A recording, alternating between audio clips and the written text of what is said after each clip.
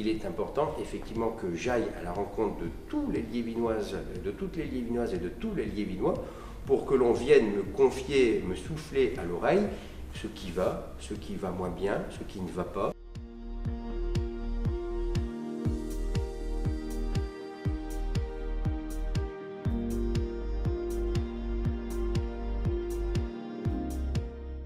C'est important pour un élu, a fortiori lorsque l'on est un maire, de multiplier les rencontres. Voilà, je sais un certain nombre de choses, je le dis, mais je ne sais pas tout. Et donc c'est grâce à vous que je peux en savoir effectivement beaucoup plus.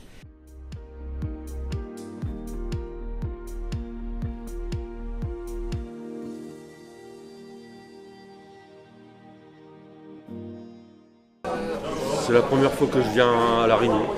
Pour voir la vie du quartier et écouter ce qu'il fait, surtout. Et voir s'il y a des améliorations au niveau du quartier.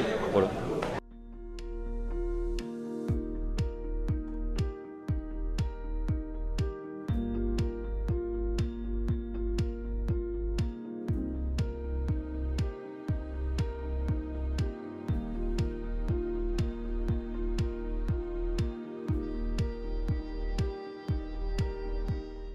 C'est un outil aujourd'hui qui est fortement utilisé par la population, jeune comme moins jeune d'ailleurs. Donc je m'adapte à mon époque, voilà, je m'adapte aux outils d'aujourd'hui et je dois dire d'ailleurs que j'y prends plaisir. Et donc c'est toujours pour moi un bon moment que de passer une heure en live avec les Liévinois. D'ailleurs en live, on ne doit pas dire en live, en direct avec les Liévinoises et avec les Liévinois. On me pose des questions, peuvent être de toute nature d'ailleurs, voilà, rien ne me gêne, moi je considère que toute question peut être posée, il n'y a rien, aucune question effectivement qui est tabou, qui est difficile pour moi. Quand je peux répondre, je réponds bien évidemment avec les éléments de réponse qui sont en ma possession, mais pareil, de temps en temps, il peut me manquer certaines choses, et si jamais il me manque certaines choses, bon, ensuite on apporte une réponse plus argumentée effectivement à celui ou celle qui me l'a posée.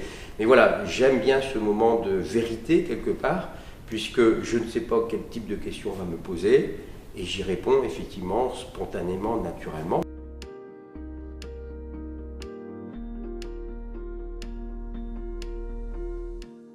J'ai souhaité le faire sur la police municipale parce que voilà, c'est quelque chose qui n'existait pas, qui n'existe que très peu effectivement au nord de la France. Ça existe beaucoup dans le sud de la France, mais dans les pays, dans les régions du nord, ça existe très peu. Il y a peu de police municipale. Il n'y en a jamais eu à Liévin, donc c'est une révolution quelque part. Ça coûte cher, voilà, et je souhaitais que toutes ces questions-là soient posées. Donc il y a d'abord eu des débats organisés dans chacun des quartiers. On a dit ce que cette police allait faire, comment elle allait intervenir, ce que ça coûterait effectivement aux contribuables, ce que ça empêcherait de faire par ailleurs. Et voilà, tout cela a été posé, il y a eu débat, et il y a eu effectivement référendum, c'est-à-dire vote de la population liévinoise, parce que sur une question aussi importante que celle-là, et aussi avec un impact aussi important, j'estimais que ce n'était pas au maire seul ou au maire et son conseil municipal de décider de cette chose-là.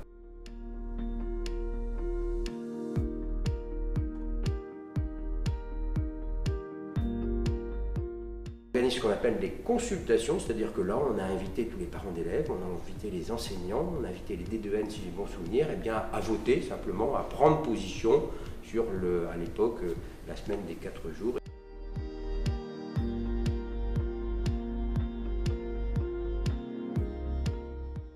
Les jeunes du CMJ sont les représentants de la jeunesse dans les instances municipales.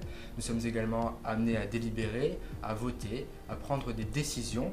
Nous sommes conscients que c'est une immense opportunité pour nous de pouvoir intervenir dans les instances municipales, puisque d'une part, ça prouve que notre avis compte, et d'autre part, ça prouve que nous sommes écoutés. Nous avons travaillé sur le City Stade, donc, qui était une forte demande de la part des jeunes, et qui va sortir de terre, si je puis dire, cet été sur le quartier de Saint-Albert.